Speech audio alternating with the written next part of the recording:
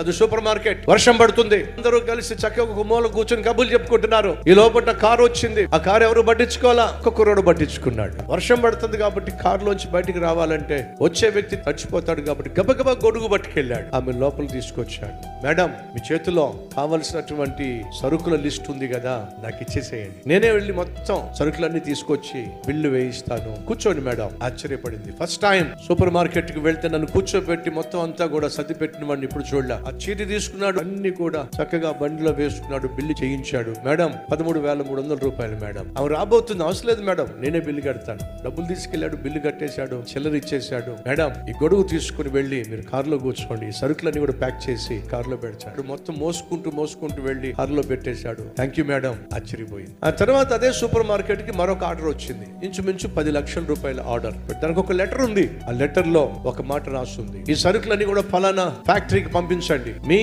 Shop లో పనిచేస్తున్నటువంటి రమేష్ అనేటటువంటి ఆ వ్యక్తితో మాత్రమే పంపించండి. అంతేకాదు ఆ కుర్రవాడిని ఇక మీదట నా కంపెనీలో నేను జాయిన్ చేయించుకుంటాను, అతను నా దగ్గరే పనిచేస్తాడు. మీకు ఇష్టమైతేనే నా సరుకులు పంపించండి, లేకపోతే మీ సరుకులు అవసరం లేదు. 10 లక్షల రూపాయల ఆర్డర్ ని ఈ 10,000 రూపాయల కుర్రోడు కోసం ఎందుకు పోగొట్టుకుంటానని చెప్పేసి వెంటనే సరుకులన్నీ ప్యాక్ చేయించేశాడు, ట్రక్ తెప్పించేశాడు, సరుకులన్నీ ఆ కుర్రోడిని ఇచ్చి సప్లై చేసి పంపించేశాడు. ఇచ్చిన అడ్రస్ అంతా వెతుక్కుంటూ వెళ్ళాడు. మేడం పేరు ఉంది. ఆ మేడం చూడడానికి వెళ్తే ఆ మేడం ఎవరో కాదు, ఆ ఫ్యాక్టరీ మొత్తానికి మేనేజింగ్ డైరెక్టర్. మేడం, మీరు సరుకులు కావాలని అడిగారట, నేనే పట్టు రావాలని చెప్పి ఆశించారట. అవును బాబు, నన్ను గుర్తుపట్టావా? మేడం, ఆ రోజు మీరు వర్షంలో వచ్చారే, ఆమెనే నేను. చాలా సంతోషం మేడం, మళ్ళీ మిమ్మల్ని చూడడం. చెప్పండి మేడం, ఏ పని ఇచ్చినా నేను చేస్తాను మేడం, అందుకేగా నిన్ను నేను కావాలని కోరుకుంది. రా, నువ్వు ఏ ఉద్యోగం చేయాలో చెప్తా. అలాగే మేడం. నడుచుకుంటూ పక్కన క్యాబిన్ కి వెళ్ళింది. పేరుంది అక్కడ, mister Ramesh, general manager of the company.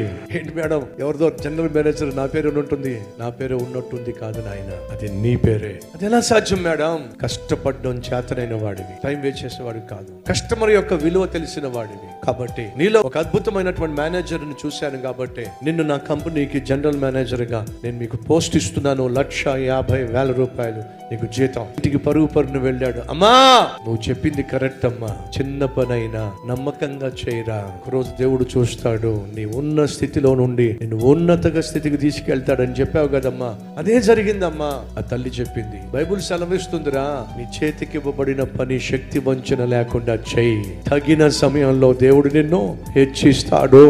నువ్వు అనుకున్నది జరగలేదని, అనుకోనివన్నీ జరిగిపోతున్నాయని నిరుత్సాహపడి నిరసించిపోయి నీ చేతిలో ఉన్నటువంటి పనిని నిర్లక్ష్యం చేస్తే ఇంకా పాడైపోతావు, ఉన్నది పోగొట్టుకుంటావు.